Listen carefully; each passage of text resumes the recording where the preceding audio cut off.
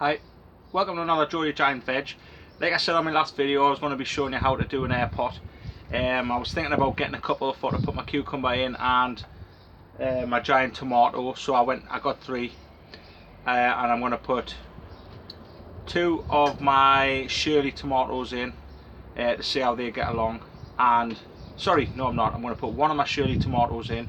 I'm going to put another Shirley tomato in a normal pot, equivalent size, to see how they get on and compete against each other. Same conditions and everything, apart from the pot's going to be different.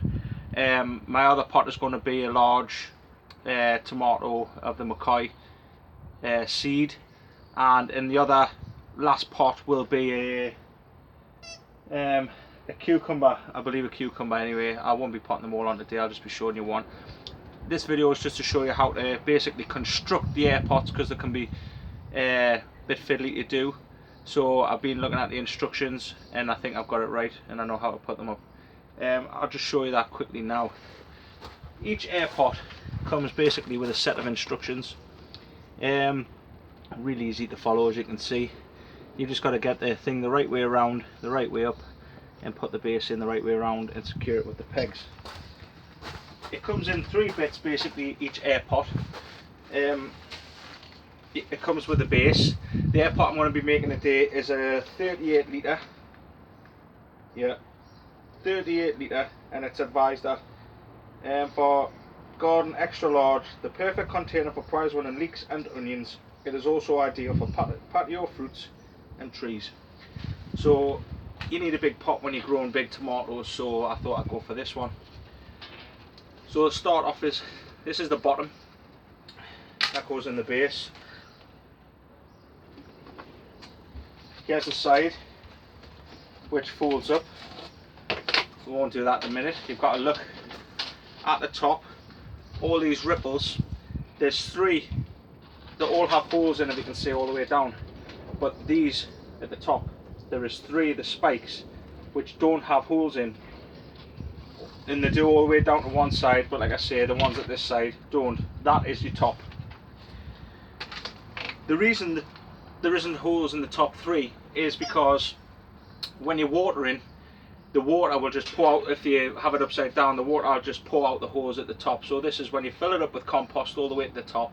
This is to make sure that the holes stay, that the holes are full for the water to sit and soak into the compost instead of just leaking out the holes at the top. Pretty simple really. It also comes with little securing pegs. I'll let you have a look at them closer. These little securing pegs go through the hole and you twist them and it locks the round in place, which I'll show you in a second. The holes with the cuts on needs to be facing outside. You'll know what I mean. There's one side's being cut like that, and if you look on the opposite side, it hasn't been cut. All them ends are on still. The holes what have been cut face on the outside. This is for, if you look, I don't know if you can quite see and get the picture off, the roots basically grow into the holes like that, and once the roots go into the hole, they come up against the air outside. So this is the root, this is the hole, it goes in, and once it starts sticking out, so I'll do it that way, once it starts sticking out, this bit is air pruned, and it creates roots to grow off this side here, which gives you a better root structure altogether. Okay, I don't know if that made sense, but I hope it does.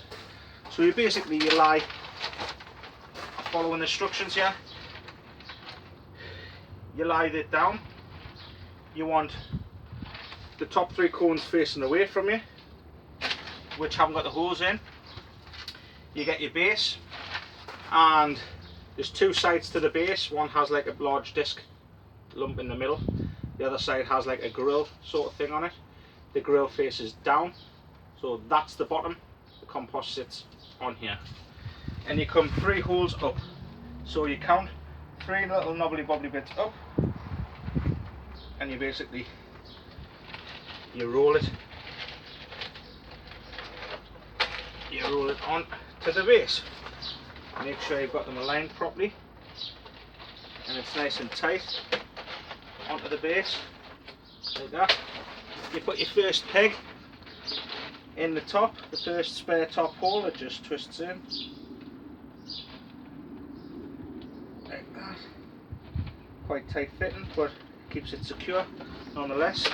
And your second peg, you follow the line of holes down, you get right to the bottom, and you twist that peg in to the bottom till it gets quite tight and it's secured. And then you'll see where the joint is all the way down. You want halfway in between that peg, the top peg, and the bottom peg.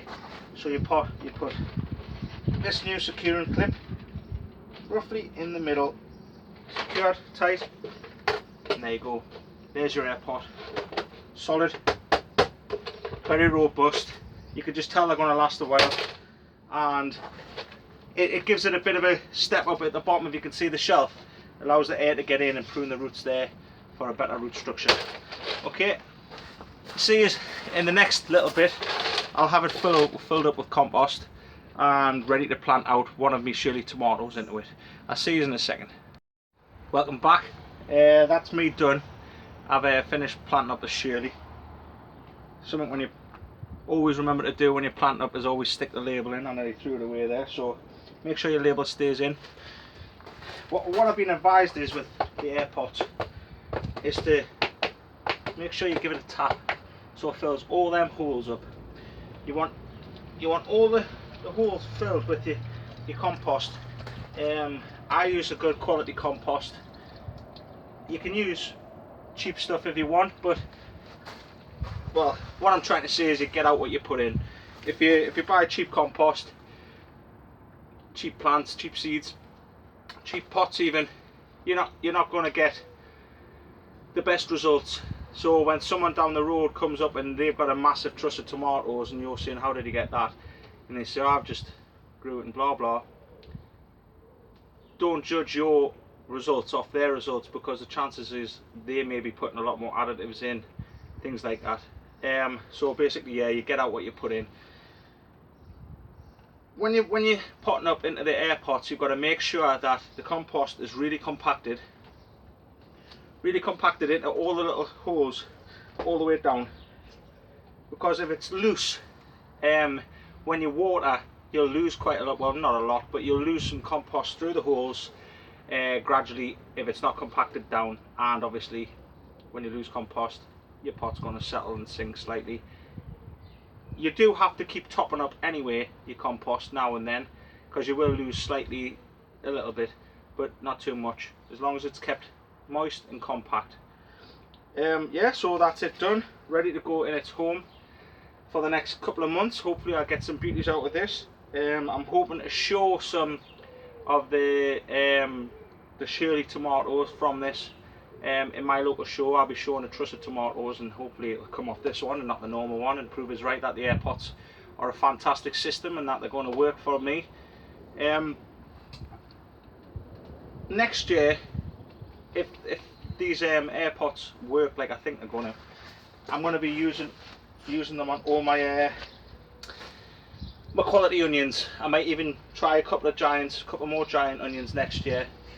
But I'll be using it on all my quality onions, because they're basically the same size as the gorilla tubs I'm using this year. I know the cost is halved or whatever, quartered, but if the air pruning works, which I believe it does, it looks like that way, everything I've looked at suggests that it should, there's no reason why it shouldn't work, then I will be putting all my quality onions in AirPots next year.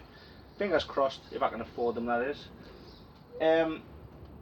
I've just got one more Shirley to go in a normal pot. I've got a giant McCoy to go in another AirPot. So thanks for watching for the time being. Keep subscribing and all that, and I'll see you on the next one. Any questions about the AirPots or what have you, just put them in the comments box below and I'll get back to you as soon as possible. Thanks very much.